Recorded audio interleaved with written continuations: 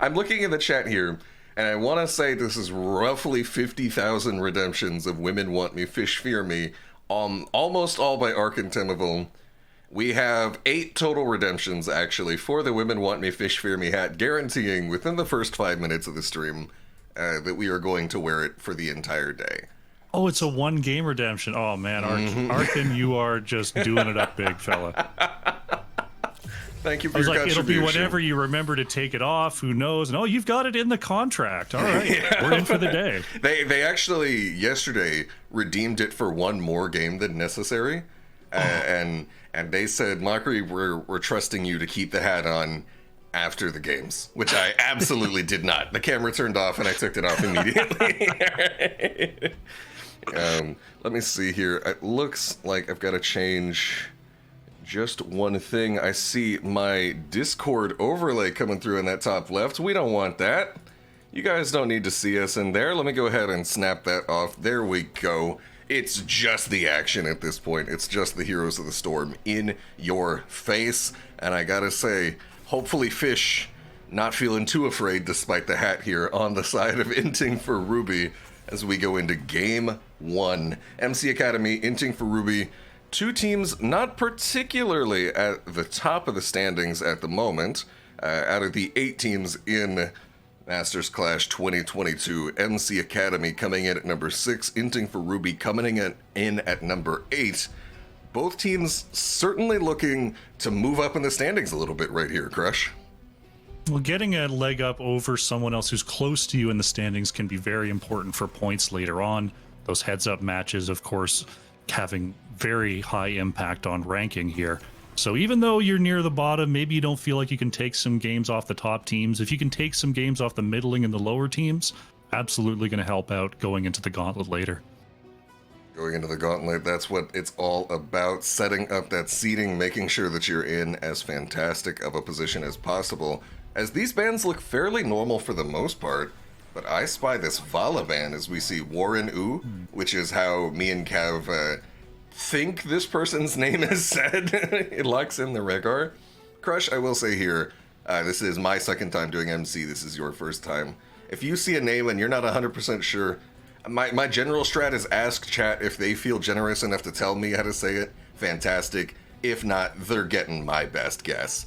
Okay. I've done many a cast, and that is definitely the way I go. I try to learn, but if it's not, it's like, well, I'm going with one. As we see an Uther Kerrigan, and I'm starting to see why there was a Vala ban there. As usually when I see a Vala ban, I'm thinking the other team might be prone to double bruiser or double healer, which might not happen, but with an Uther Kerrigan up front, I kind of expect another support to come on through. Oh yeah, so what we had yesterday when we also saw Inting for Ruby play was an early Uther pick, also picked up by Fish. Notably, I believe Inting for Ruby's healer player at times. I could be wrong about that one. I think the roles have shifted a bit over here and there. But Fish notably picking that Uther early in the previous drafts, and then it did indeed end up being a main tank Uther. Would not surprise me to see the same right again right here. VeterZ, that's again my best guess. VeterZ is on Urel. Junkrat for Panda C. So far, that's some pretty strong control. And I gotta say, Crush, one element of the European play that I really love to just see it play out differently from North American is the presence of the Urels and the Kerrigans. You know, you can attest to it. I feel like those are fairly lacking in NA by comparison. Definitely not a lot of Kerrigan. There are a few noted Kerrigan players that may come up again, and really only on certain maps, Tomb of the Spider Queen being one of them. I feel like Urel is one of those picks that every offlaner at this level knows how to play because of past Urel dominance patches, but in the presence of Blaze and Hogger and Leoric, it can sometimes be difficult to put that Urel in. However, in this setup, when you're looking at a possible double healer, and it is confirmed here with Anduin, having heroes that can separate out the enemy team are very useful. Urel, great at separating out the enemy team. Junkrat, same thing.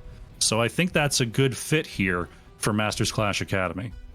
I just, my SL brain, my Storm League brain of never trusting my teammates is kicking in, and I just can't help but think, oh god, the Kerrigan's gonna pull one way and the ETC's gonna push the other way, and it's all just gonna crumble. But no, these players have played with each other. They have the teamwork, they have the synergy. There's hopefully not gonna be any of that. You still get the occasional mix-up here and there, as Nagrom picks up the Stitches. This is one thing that I actually rail against, is double frontline, that neither of them have hard CC other than that fully charged Urel Hammer. I think it can make the comp a little bit harder to play, but hey, if they feel like they've got it, then they've got it.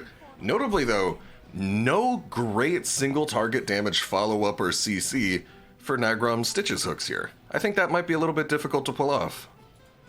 It doesn't look like, I mean, they've got great displacement, so Stitches being able to pull someone in, Junkrat and Urel are going to be able to move them all over the place. But unless they're moving them behind a wall or under towers for a significant amount of time, Anduin's going to be able to get a pull out of there, Uther's going to be able to give some healing, so it could be just that Masters Clash Academy here is looking to threaten and create some space and hopefully just try to win on the map, because it doesn't look like they have a great kill combo with this setup. It's certainly an interesting style of play. I think of Stitches, I think of a main tank that plays for that single target damage, and then I look at his damage structure, and he's got a Junkrat and a Mephisto. And I'm like, okay, you got more of an AoE focus there. Whereas on the other hand, it did end up being double healer with the Uther. I almost wonder, how exactly are we going to see the lane structure play out for the side of Inting for Ruby here, with no 100% conventional off lane? Do we see Kerrigan step over? Do we even see Uther step over? Do we see potentially a lot of double hanging out there, two people in the bottom lane? Realistically, it's not a super cut and dry thing. You're not forced to have it one way or the other, but it is going to be interesting to see how they decide to allot their heroes throughout the map here. As coming in for Inting for Ruby, on our right side, we have Hat playing the Sylvanas, Fish on Uther, Nox playing Anduin, Mindhawk on the Kerrigan, you'd love to see it, and Galna Gunner on ETC. On the left of the blue, we've got Masters Cash Academy, Warren Ooh on the Rhaegar, Panda Colada's playing that Junkrat, VeterZ on the Urel, Cookies on Mephisto, and Nagrom is playing the Stitches. So Panda Colada, is that their real name, or is that just an ad lib right there? Okay. Before they got the 30k tag, it was spelled out in full, but there's too many characters for that and the 30k, so Panda C is where we're at. See, I was talking to TheKrushinator like I knew more than him, and then he comes in and in just a single word exposes me as we see a cleanse from Warren Ooh, negating Mindhawk's Kerrigan combo in the mid lane. Gunner gonna take a lot of damage in the meantime. And remember, we should look out for this as the series goes on. ETC is quite squishy as Mindhawk actually gets knocked right into the action. Will hit the successful stun onto Cookie. Leap of Faith pulling him out. Hook pulls him back in. Nagrom, excellently placed for the first blood by Nagrom. What a way to start the series. Set the tone a little bit right there through a rather chaotic opening. I was about to compliment Nox there. I'm still going to compliment Nox there on holding that pull until it was absolutely necessary, but the Nagrom just steps up with a great counter, pulls them right back in. Fantastic work there from Masters Clash Academy to get that early pressure. You know, I don't know why it didn't strike me that this could simply be ETC offlane. ETC offlane notably able to deny a lot of Kerrigan's, or a lot of Urel's channeling shenanigans, and able to negate ever being jumped on, as we see Gunner trading very favorably into VeterZ right here. Not able to interrupt that leap, but not taking any damage either.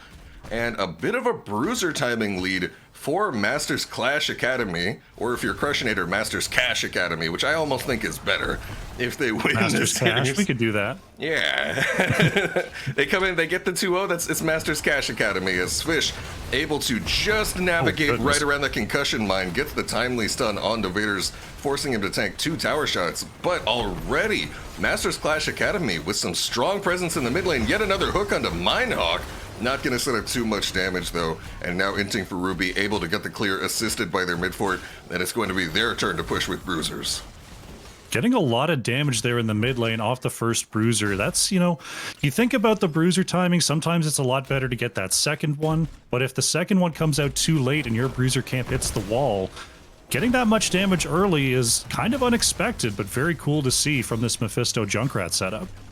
Yeah, and we see here, through such strong anti-push of Junkrat, plus not really being able to step up and push with it, Inting for Ruby's bruiser camp not quite doing as much as Master Clash Academy's on the other hand, Both teams simply just going back and forth. Fairly typical early game on Tomb, except no presence on that bottom siege. Mindhawk doing a little bit of zigzag and sidestepping. I know he's from Europe, but looking like he came from Florida there, trying to dodge an alligator. As we see the hook onto Fish, followed up by the concussion mine, will knock him back into there. Necessitates another leap of faith from Nox, yanking him out of the action. And I will say, Crush, it is hard to pick up individual pickoffs versus double support in that early game. Absolutely. Nagrom's going to have to keep on fishing with that hook, because the cooldowns are a little bit long on the save opportunities from the side of Inting for Ruby. And Stitches, of course, just has that, I believe it's 14-second hook before talents. So you can time through that Anduin pull. Of course, later Anduin gets 2 pulls.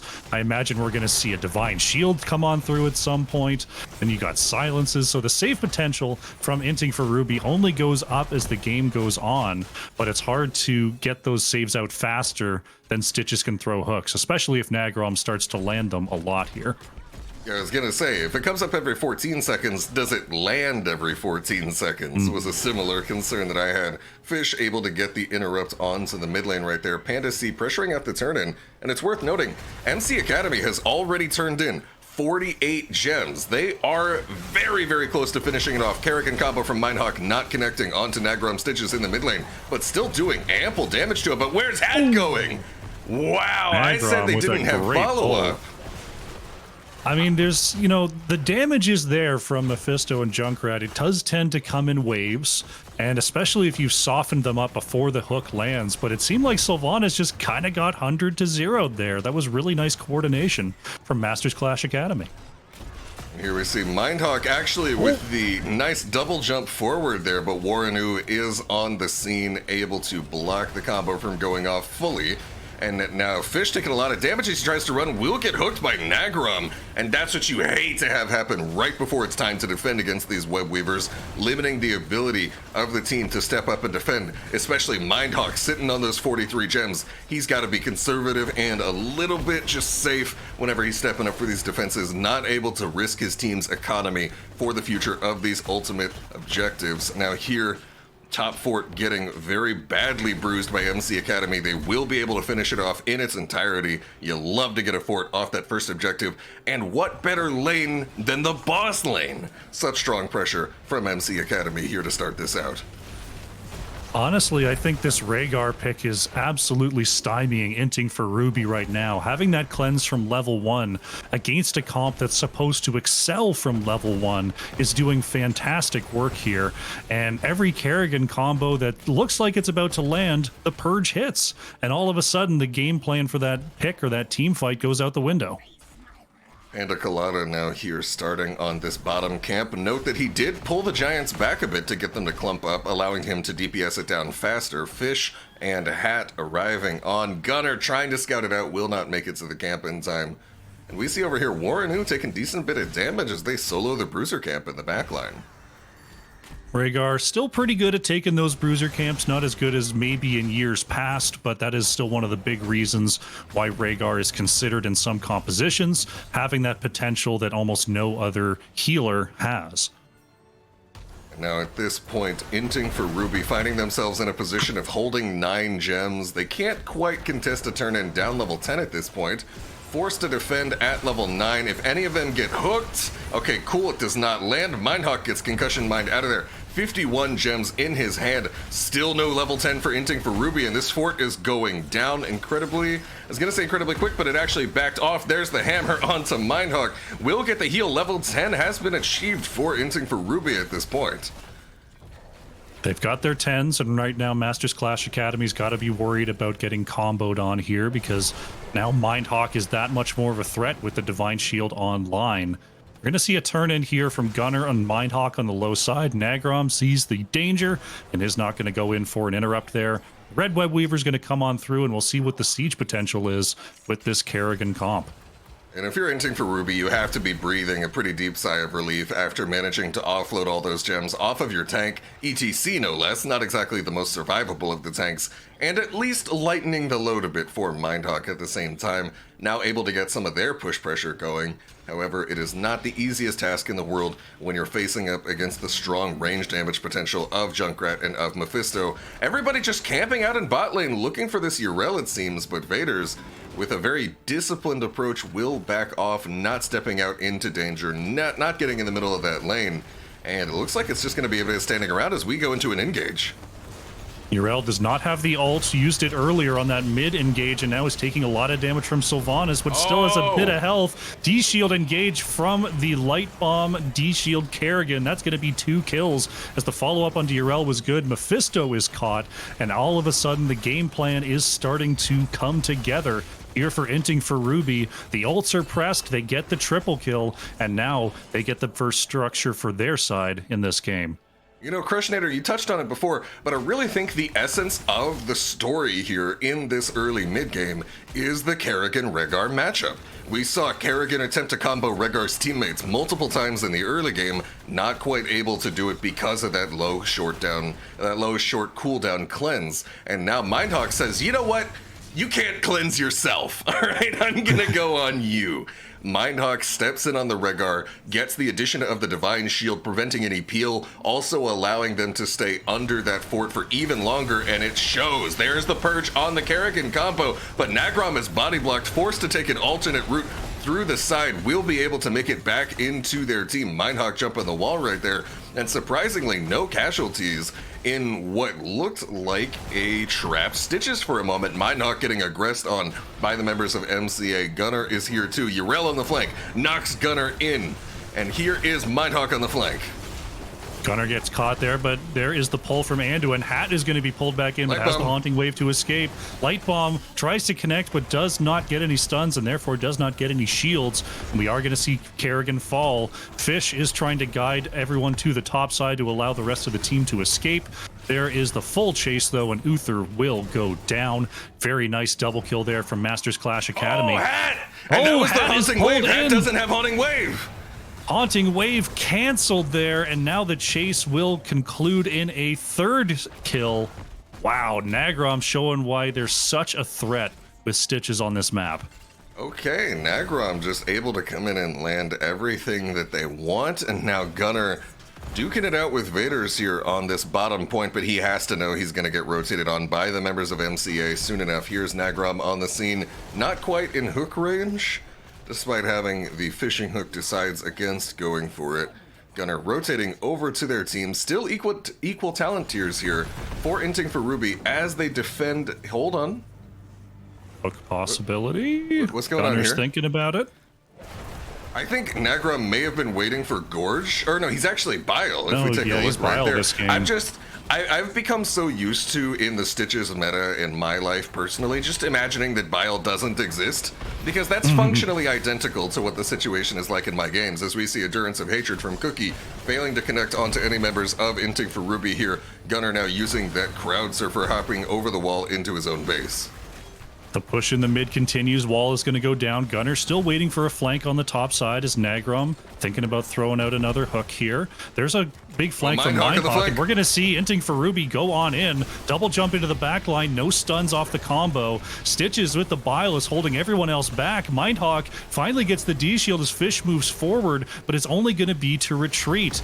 VeterZ is trying to get the jump there. A nice pull from Nox. The Ancestral is going to find one save there, but Gunnar has the slide, and Yrel, no chance, will go down. Ardent Defender unused. Double support is just so goofy to watch, and there we see Nagrom with the hook onto the side wall. Pixel off there. And how many other comps can a Kerrigan jump into the enemy backline, miss combo, and then walk out of it up a kill? It's had to use a lot of cooldowns to do it, but that's the way this comp is built. And hey, that's the thing. If you're double support, the name of the game is those 5-on-5 team fights. When you have a tank like Stitches, you definitely want the game to be more concerned with getting a couple pickoffs here and there, as we see a delayed bruiser capture from Panda Colada and friends onto MCA. Now stepping forward aggressively for Inting Ruby, 16, not quite achieved yet, but there's the Kerrigan combo denied yet again by Warren. Warren, another fantastic purge there. Now Mindhawk's gonna get pulled in, tries to jump away with the wave. Light Bomb will not get a stun as Mindhawk is still walking. The slow from Stitches will not quite be enough to get Mindhawk back in kill range there. Nox. Big hook onto Nox, and this is where the Stitches comp truly starts to shine. It's so difficult to run away from Nagrom here. Yeah, especially once you get into the later parts of the game. You don't have as many structures to hide behind here, and Stitches is really a character whose power level directly correlates to your advantage in structures. The fewer buildings the enemy team has, the less safe that they are, the less vision that they have, the fewer things they can hide behind, and the more structures that you have, the more dangerous that your hooks are, and the more able you are to step forward aggressively, as we actually have a bit of a scuffle occurring in the mid lane, not going to lead to any pickoffs just quite yet though.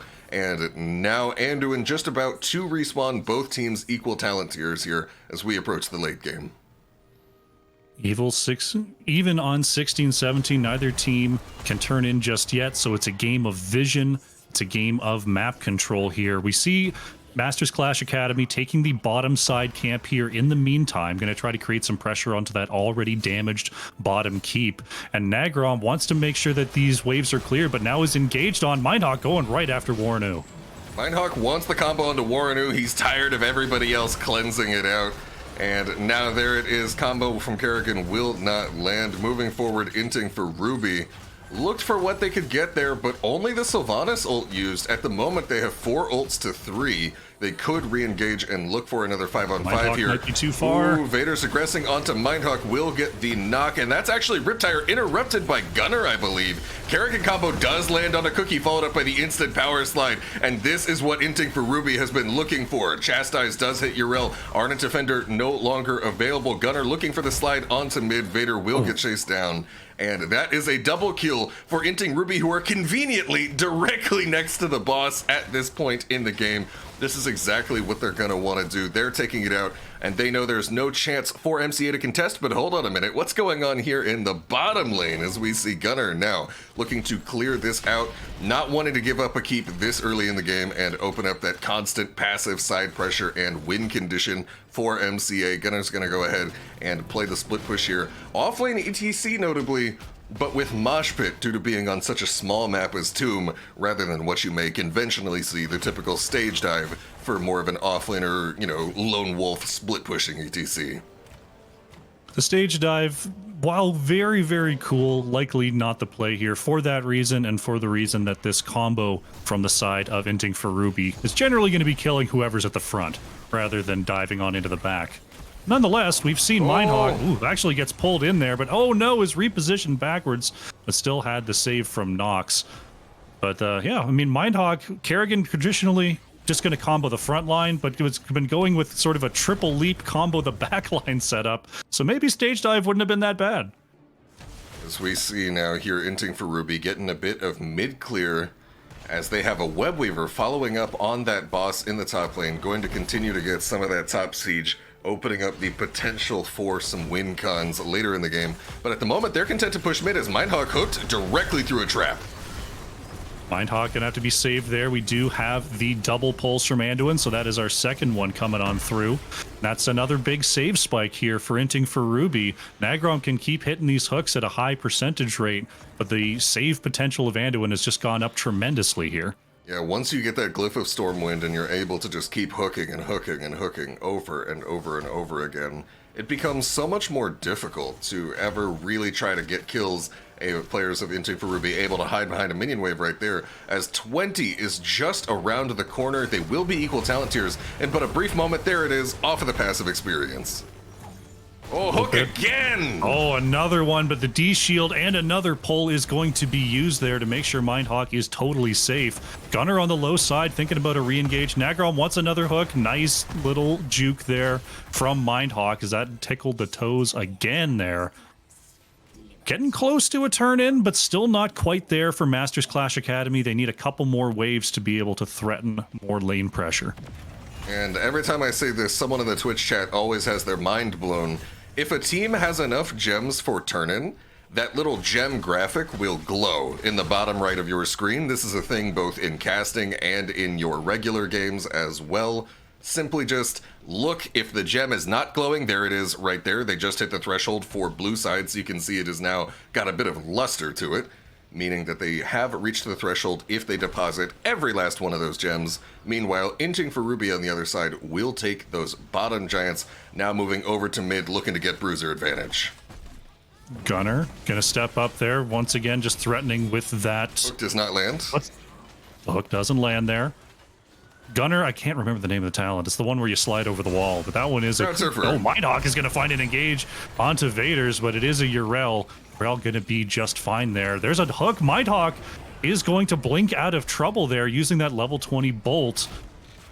Oof, this is getting stressful. I'm gonna say $10, it's Psionic Shift. Give me my $10, Crush. All right, as we go over to top Bolt lane of the here. Psionic Bolt, it's okay. How did Gunner get caught there in the middle of... Oh my goodness, Gunner gonna have to slide on back. Nagrom, of course, going for the Master Hooker on 20, which means Hook basically doesn't have a cooldown after it lands. Oh, Gunner's waiting on the top side here.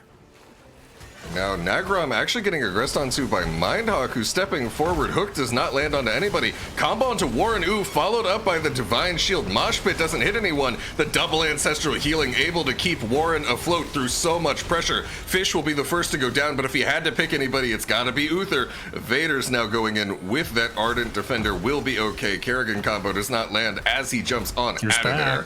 And this Web Weaver is dropping pretty low, and it's still a 5-on-5 thanks to the resurrection of Uther, who gets knocked out of the Durance of Hatred. Leap of Faith also denying a hook simultaneously. Power Slide on a Cookie coming directly out of the shade of Mephisto, and this is now a 5v4 advantage of Inting for Ruby. Riptire coming in.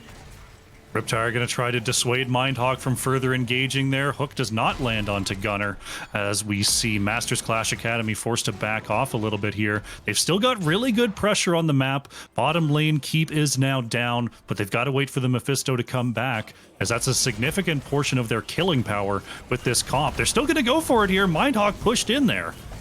Mindhawk got hooked by Stitches to start out the fight. Inting for Ruby does not look incredibly bothered, though, as they know they have the number advantage. Gunner gets hooked, though, and he's dropping quick. He's going to be able to slide on out of there. He knows he's got the healing coming in. Fish is out of lives, does not get hit by the hook. It's just a little too short, and this Riptire is going on a journey. It's starting a travel blog, as we see Hat now shadow waving out of there.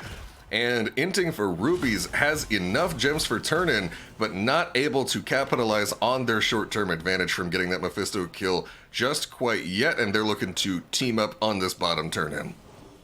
Looks like they should be able to get that no issue. Vader's not going to be there in time for any kind of interrupt, but maybe there in time to get ganked. Is going to pop that Seraphim to move away from Fish. Nice knockback there. Combo in the mid onto Panic Colada will not connect as another Purge was in. Nox is pulled in. Is going to have to hit the Light Bomb. There's a huge D-Shield Mosh Pit onto Gunner. Panic Colada receives the double Ancestral, though. Mephisto, who just got back, is going to go down again. They're going to get the counter kill, though, onto ETC. Can this fight continue?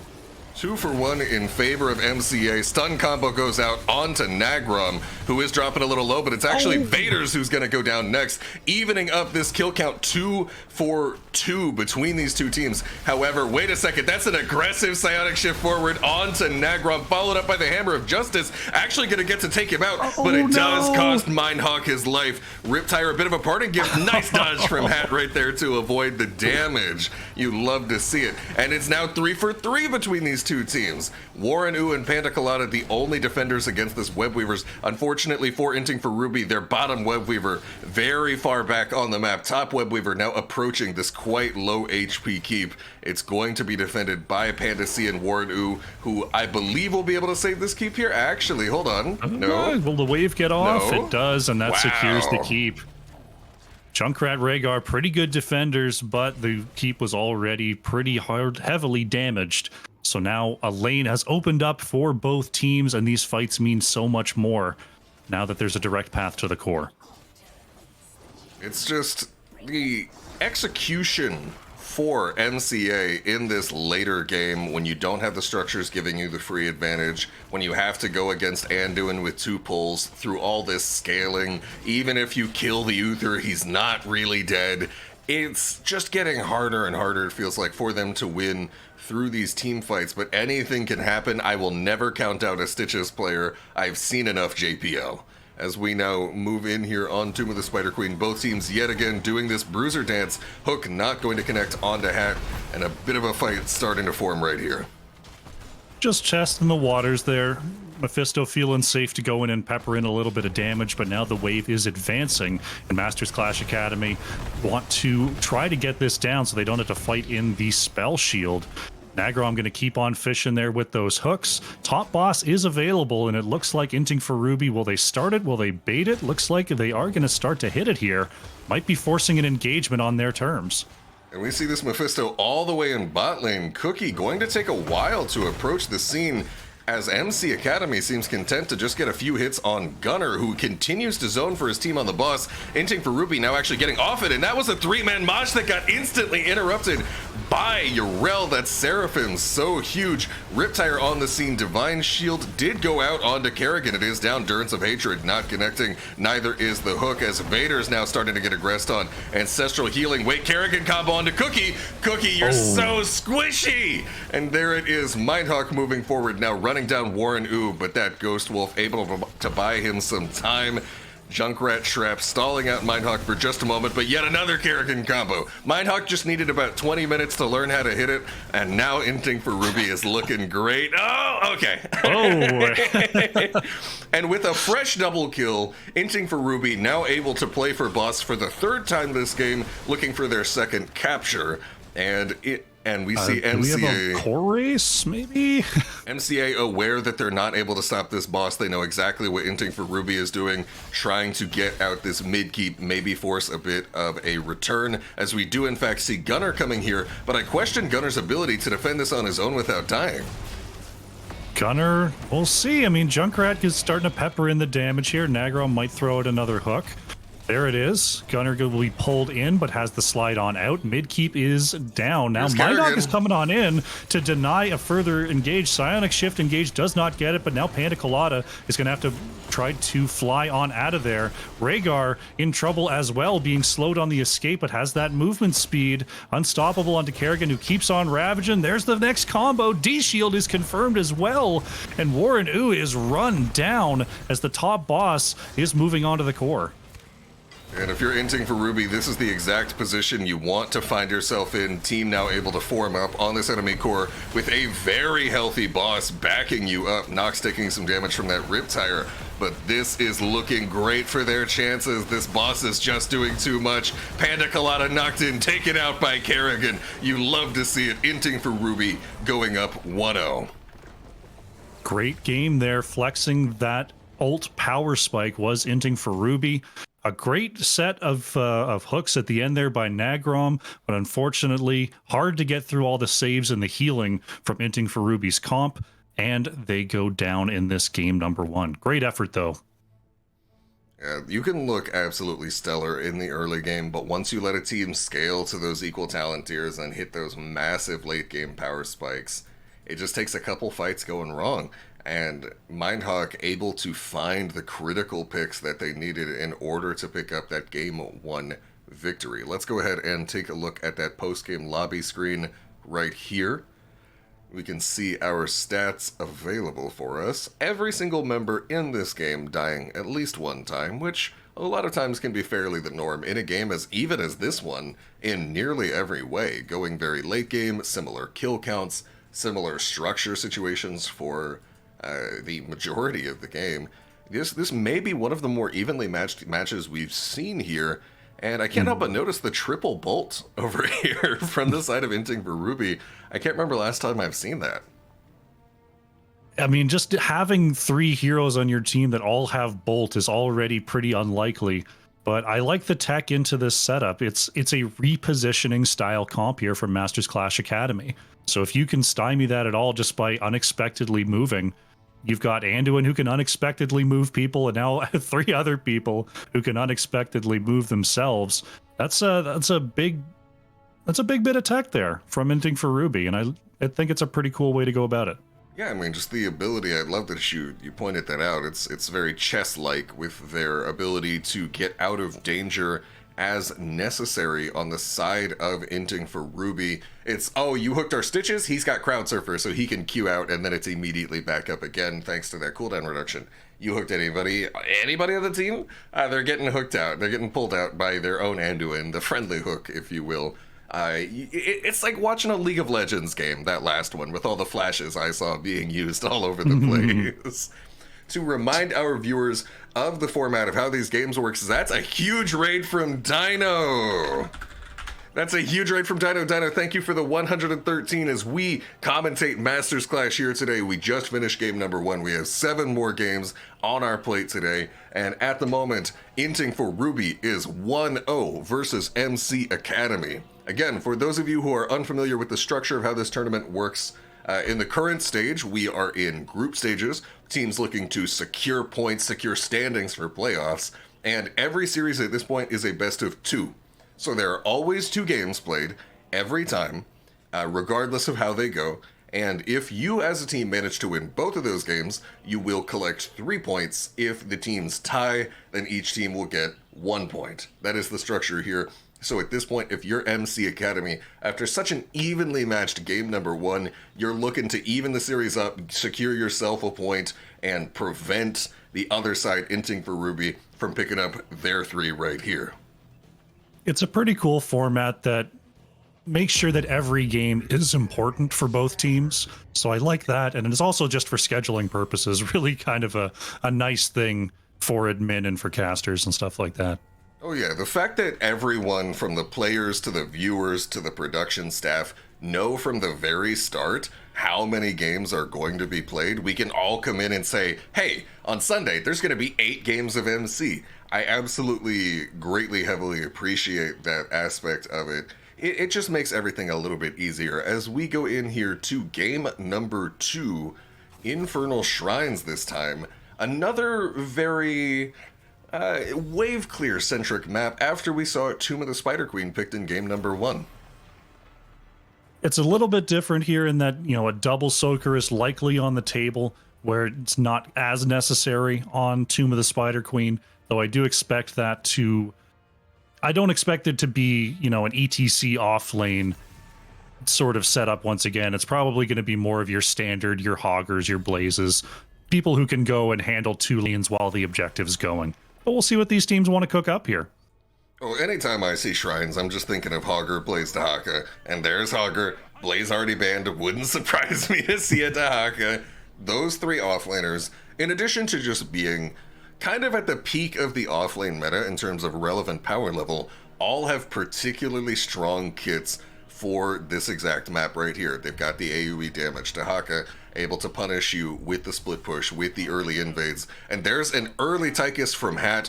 Very common pick on Infernal Shrines in particular. Commandeer Odin, fantastic for contesting shrine control, as well as matching up positively into Hogger, into Diablo, into Leoric. All common picks on Infernal Shrines.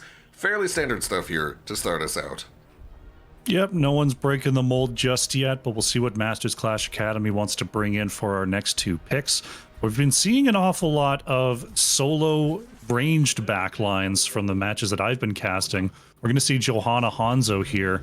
So we'll see if maybe Masters Clash Academy is going to try for something like a double bruiser, or if they're going to end up with a more standard double assassin backline here. Yeah, at this point, it feels like the spice is going to come in the second half of the draft. We don't get anything fancy to start us out like Kerrigan Uther right at the beginning. As the Uther was taken away, they decided, hey, you know, Fish was making plays last time, I believe, with that Uther, so let's just make that not happen here. Now, Cookie on Hanzo, going from the squishy Mephisto to a similarly squishy Hanzo, but he's got that escape mobility this time around. And there's a lot of room for spice. We could see Maiev, Tracers, Zeratul, Genji, anything that these teams want to do to supplement their drafts based on how the ending of this is going to shake out. Masters Clash thinking about their next ban here into the Rhaegar Tychus. Just going to get rid of that to Haka. Did I call it or did I call it? Thou hast called it. There are still plenty of great bruisers here. Leoric does just fine. Even Yrel does totally fine here. If Inting for Ruby wants to play a similarly aggressive style, they might even bring out something like a Sonya. But Leoric is going to be the play here for Gunnar. Mindhawk is going to bring another melee assassin here on the Maiev. Maiev, of course, an assassin that brings your team a high level of macro, AoE damage, the ability to initiate team fights. But I gotta say, as I look at Inting for Ruby right here, I'm feeling a little claustrophobic. I'm feeling a little cramped. Everybody's so short range.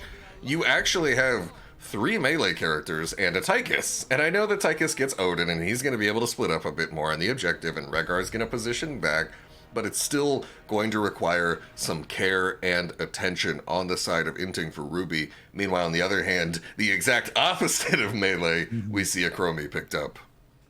I like this from Masters Clash Academy. They've got now 2 extreme range heroes into this short range setup from Inting for Ruby. Zeratul going to be the response to try to get someone back there to harass Hanzo and Chromie.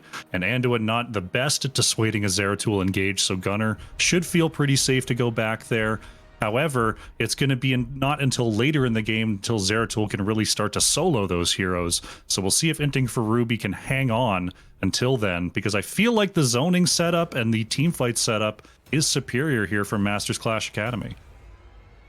Zeratul in particular, just you touched on that for a moment, especially with the late game power, is a character where the player's individual skill expression and play style really starts to come into focus. I myself am mostly an auto-attack Zeratul player. You see a lot of people balling out with Void Prison and Q build, and even these playstyles can have a little bit of differences here. Sometimes Zeratul's just spend the whole game split pushing, and sometimes Zeratul's go in and just absolutely body enemy backlines. Looking at this game, I think it's likely we'll see some aggressive Zeratul action in the early game, but don't be surprised if we see a lot of early game macro focus. Zeratul going for that wormhole, that wormhole 7, Shadowhunter level 1, indicating a preference for auto attack build in this match. But let's get into the players. For Inting for Ruby, we have Hat playing Tychus, Nox on Rhaegar. Playing is a strong word, actually. We have Hat waiting to play Tychus, Nox on Rhaegar, Mindhawk on Maiev, Fish going to be on the Leoric, Fish 777, and Gunnar, of course, on that Zeratul. We have been informed that Hawk has mere minutes to live. Let's go over to the left side roster.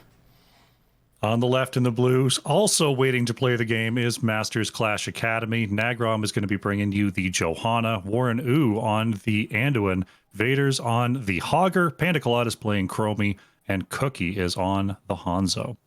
The Happy Cloud! I just love the mid-smile Happy Cloud. Been dying all weekend, and not just in-game, was called by Mindhawk. Fizz was the one to count it down from the staff positions, as now both teams approach mid, and a prudent decision by Inting for Ruby to send their laners directly to those side lanes to pick up Soak, rather than look for the early game fight. They know, hey, we have Zeratul. He's not going to be the greatest in looking up and looking for picking that early game pick potential. We're just going to go ahead and pick up our macro. Likely a strong strategy here, as we see a time trap on the low side catches Fish for the moment, and Masters Clash Academy will begin their rotations here. Mindhawk caught for the moment. Maiev should still have a way out. Manages to avoid the Dragon's Breath there and get behind the wall. And now Leoric on the flank, but he's 9 levels too early to hit that Entomb now. So we go in here. Good positioning, though. Very good positioning. Yes, and now Zeratul looking for those globes on mid. They call it Shadow Hunter at level 1, but it should be Globe Hunter because that's how it feels. Fish Wraith walking right on out of there, not looking to take damage. A Chastise on Hat will secure an extra Hanzo auto attack. Both teams wanting to pressure these camps, and actually, hold on a second. Inting for Ruby with a clear camp advantage here, and they're going to see if they can turn that into any further advantages, perhaps on this bot siege. Panic Colada, Warren, they're setting up to possibly start this, and they are. Hogger is in the mid, and Tychus up there as well, so they feel like they can just jump on this camp and clear it quickly. Maiev is going to test the waters for there, but is actually stopped by the time trap, and that squashes any notion of an invade onto the bottom camp. We'll see if there's anything on the left-hand side, but I imagine that's going to be a little too far across the map for Inting for Ruby to be comfortable going over there. Now Inting for Ruby cycling over. They have a bit more time to contest this camp, trying to I'm totally wrong. trying to prevent MCA from getting this siege camp in the meantime, if possible. Cookie does spot Mindhawk. Bruisers will be available soon. Nagrom, Umbral Bind does connect onto him, but with that Iron Skin, he could not care less. Fish 777 clearing out that bottom side. I'm calling him that because he specifically asked me not to. As we see Nox and Mindhawk pressuring over onto the Bruiser camp, and a similar rotation from Warren U, waiting nearby for someone else to show up and help him out. Anduin, the King of Stormwind, not going to do anything on their own, going to wait for a servant to come on through and help that. Nagrom getting pressured there in the mid, the Iron Skin being taken away there, as we have a bottom shrine coming up for our first one. Nagrom actually pulled in once again here, and Johanna goes down. A great re-engage from Mindhawk while the trait was unavailable. Good pressure by Gunner, using that Vorpal Blade just to get any little extra hit he can onto the Hogger. And now Inting for Ruby has secured position on this objective, very far ahead of MCA. With the poorly timed Johanna pick off in mid lane, will secure at least half of this objective, but it looks like I think MCA is not even planning on thinking about contesting this. Yeah, Leoric's already on there, has the Neil Peasants on 4, which since the latest change, which was actually kind of long ago now, but in HotS terms, a very recent change to Neil Peasants, which actually does a couple extra ticks of damage to these monsters that are on the shrine. So Leo going to be able to clear that away very, very quickly. Ooh, and we see Mindhawk stepping forward aggressively onto Cookie, will land the Umbral Bind, allowing for their team to follow up. Oh, the 3-inch leap of faith, not enough to save Cookie. And I wonder, I think that might have actually slowed Tychus just a little bit. But a good attempt there. You ever get the Inting for Ruby bait in melee? Yeah, that's pretty well executed by Panic Colada right there to avoid getting jumped on. But I love those Leap of Faiths where all they do is stun you as an ally. Nagrom playing a bit of interference here as Hat looking to get as much damage as he can. Please note the Master Assassin locked in at level 4 for Hat. A clear indication that Odin is on the horizon for Hat, looking to pressure out those objectives however they can. Now Inting for Ruby cycling over to their siege camp. Right now, Masters Clash Academy slightly behind on the road to level 10, so they want to make sure they get as much of this minion experience as they can. You see Chromie already split off to the bottom lane, not sticking with the crew for this purpose, and they've already bridged the gap just a little bit here, but Inting for Ruby is now going to catch up on their waves. Mindhawk jumping in on members of MCA, will walk on out of there, taking a lot of damage in the meantime as he runs away. Forced to Shade of Vengeance over the wall, will not use that crucial, that precious healing fountain tap, and instead going to Hearth. I'm actually going to check. He did have it available, we can see it right there, but decided against using it, saving it for that objective.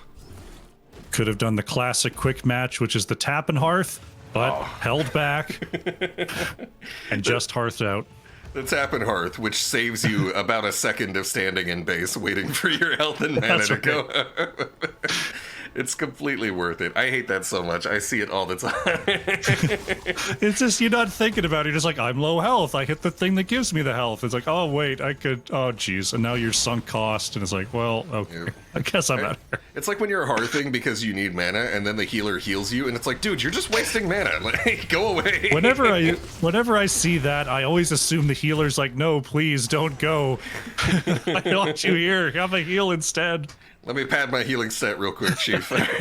So we see Fish camping out towards this bottom siege camp. Nagrom actually aggressing forward onto Hat. The Blessed Shield will go out, setting up a quick double kill for members of MCA right there. Zeratul and Tychus, neither is spared. Their lives traded for a bottom neutral siege camp. And you got to be happy about taking that trade 10 times out of 10 if you're MCA.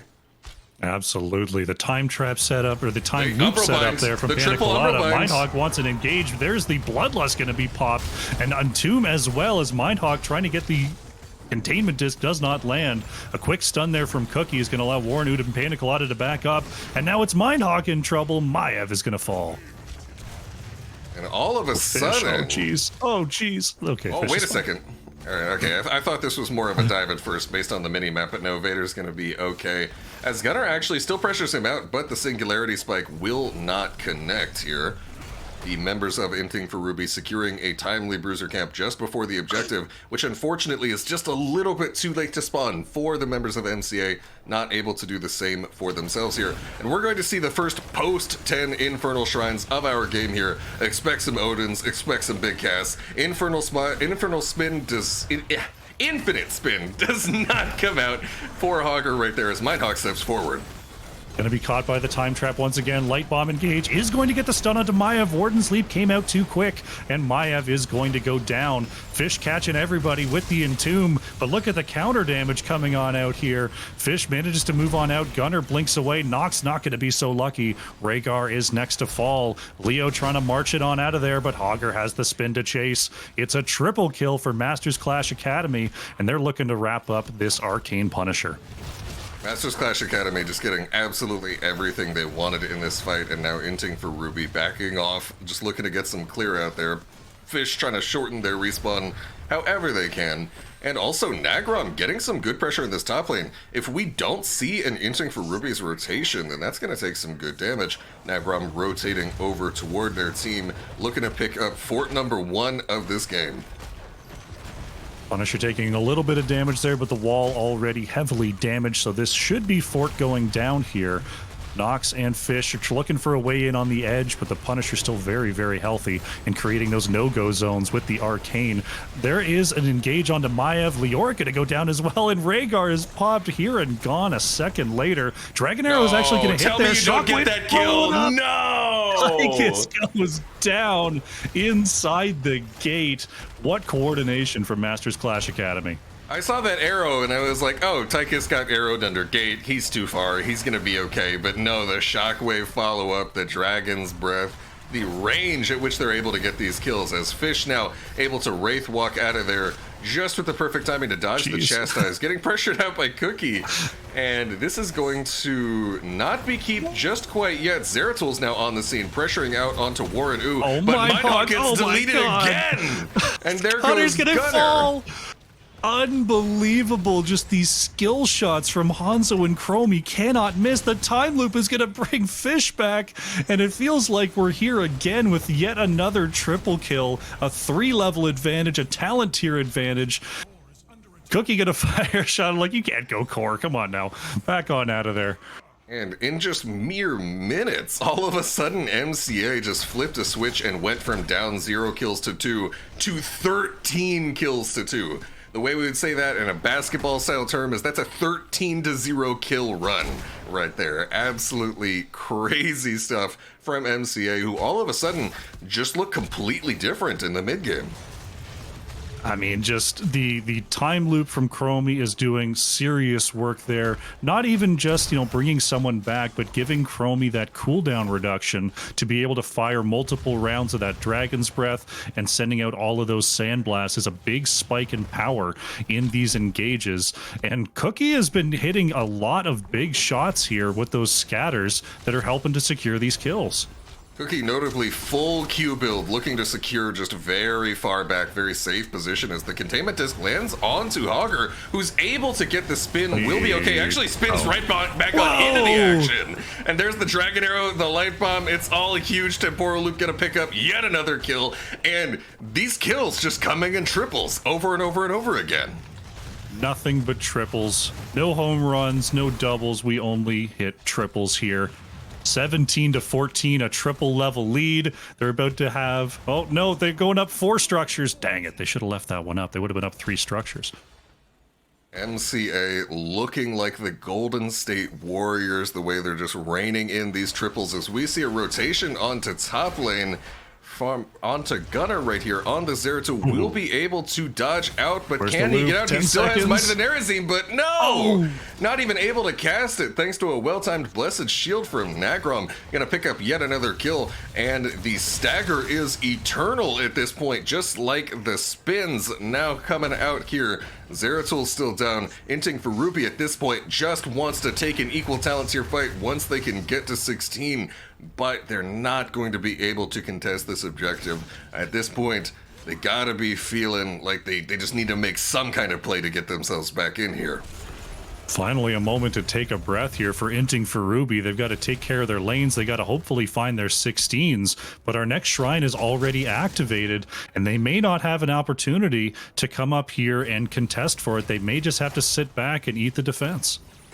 And now VeterZ is just going ahead and clearing the shrine. I'm a little surprised to not see the infinite spin come out right away. Actually gonna go for the simple, nice and simple left and right spin, as we actually see an Entomb onto Nagrom. 4 members of Inting for Ruby going for him. What is this counter damage from Dragon's Breath though? Panda Colada hitting everybody. Dragon's Arrow as well on the scene. Mindhawk's jumping the wall, trying to finish off Nagrom. Will set up for Hat to do it, but Hat going down rapidly in the meantime. Gunner, the only survivor. The 4-for-1 trade, and you know, if you subtract 1 from 4 you get 3, and that's kind of like a triple, as we now see MCA with the blackjack. 21 kills. Singularity Spike from Gunner does not connect in the mid lane.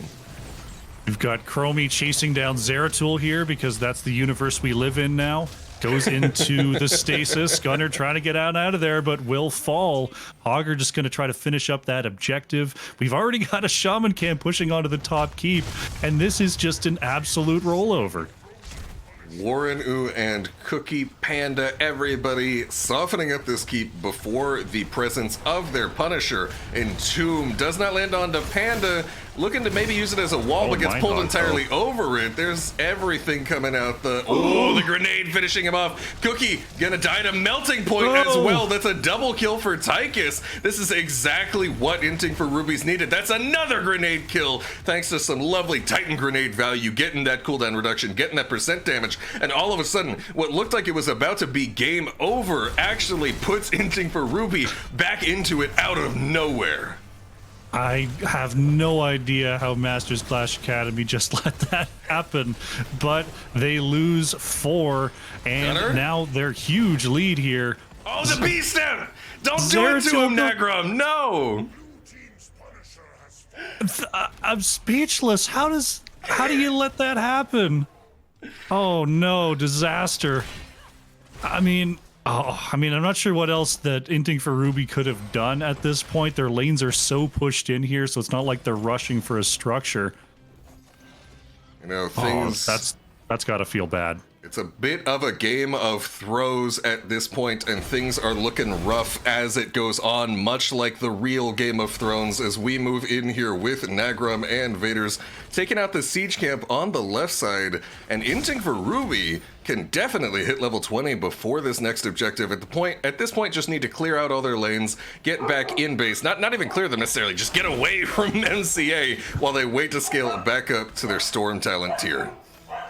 Got a camp push in the bottom lane, but it's mostly cleared away here. Masters Clash Academy is starting to move across the map, though Chromie is a little bit behind in this push. Blessed Shield engaged. There's a shockwave as well. Hat is going to get the unstoppable and has enough health to walk on out of there, as Chromie wasn't quite here yet. Hogger going way in there is going to be pulled back in by Mindhawk.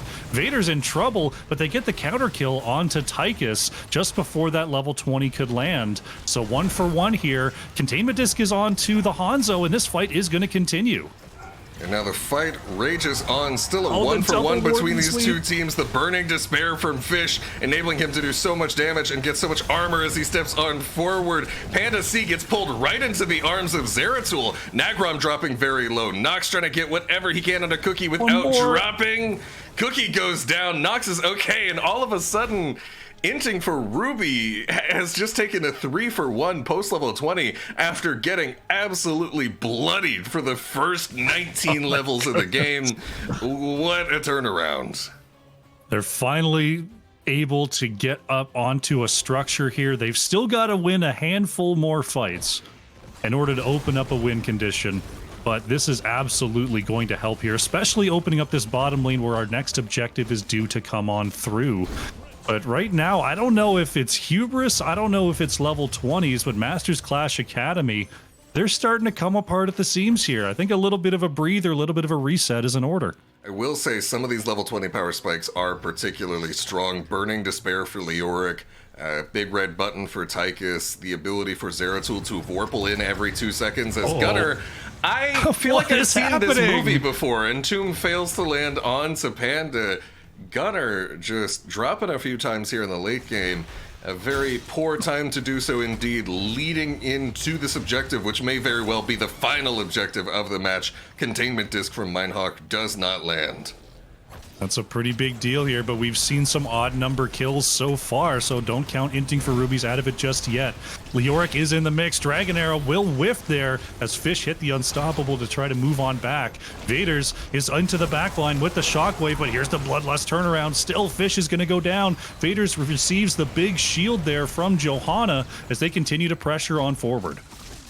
And now at this point, this is 2-0 in favor of MCA. They're just clearing the shrine out. They know they've got 3 catapults on the core for Inting for Ruby, visible on that minimap right there. It's starting to shred through the shield, and the pressure is on Inting for Ruby, who actually loses Minehawk as well. In the meantime, they're going to be forced to back off as their core is already taking damage from the purely passive side pressure. Zeratul now on the scene will respawn after getting picked off. 17% core HP missing right as they need to defend against this Punisher. Down Minehawk. This is a tough task for the members of Inting for Ruby. Orin almost hit that Chastise. Gunnar coming on back. The stun is in. Gunnar in trouble. Has the blink to move away. Cookie nearly hitting the Stormbow once again, but this time Zeratul gets away from trouble. There's still a keep to go through here. Punisher jump is going to be denied. Light Bomb engage will not land onto Fish. Nice job with the Wraith Walk there. Gunner's going to try it again here, moving on to Panic Colada, but Zeratul hardly knew ya is going to go down in a blink of an eye. Maiev still down for 10 seconds. This is looking pretty good on a push for victory as Nox is pulled back in one more time. Rhaegar falls. And what a performance by MCA, sticking through it. Inting for Ruby's looking like they had it, showing some life in the late game, but ultimately this series will end up 1-1, tied between these two teams in the current moment, and that's not what I expected.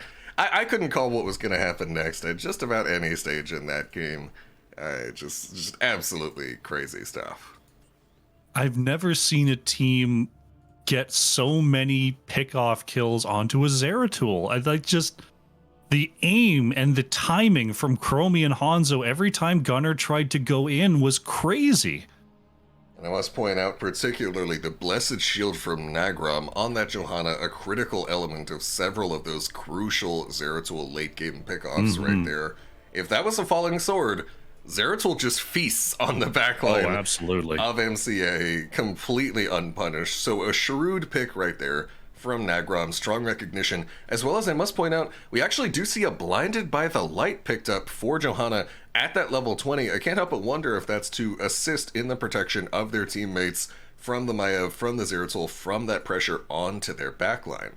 Some smart plays, and I gotta say, this felt to an extent like the Nagrom show, because Nagrom, despite a game 1 loss, hitting several big time hooks, and then in game 2 setting up so many strong kills. It's a tough job with Johanna. You think about, we picked a Johanna, we needed another kind of engage, and they did get that with the Hogger Shockwave, with the Dragon Arrow from Hanzo. Like you mentioned, very, very important in finding those kills onto Zeratul, finding those kills onto Maiev. That snap stun, especially with the burst available from Hanzo and Chromie, creates those kill windows that you otherwise wouldn't have. And here we now have the updated standings visible on the stream after the match. Inting for Ruby and Masters Clash Academy, each gaining 1 point. So they preserve their standings relative to each other, but have now leapfrogged over Three-Legged Cat. Three-Legged Cat, of course, will go up next in their series versus Granite Gaming, looking to take themselves at least for a tie to 7, and if they can manage to sweep the series, leapfrogging up to tied for number 5 On the other hand, Granite Gaming had a very strong showing in their series yesterday that we saw here on the stream, so I expect to see something good. It's going to be very interesting, at least for me, to see how this Granite Gaming team performs. At least in NA circles, there's a lot of question marks around this squad about, you know, have they been practicing, have they been playing? But here they are, they're playing right now. And I'm excited to see what they do out here in this competitive environment.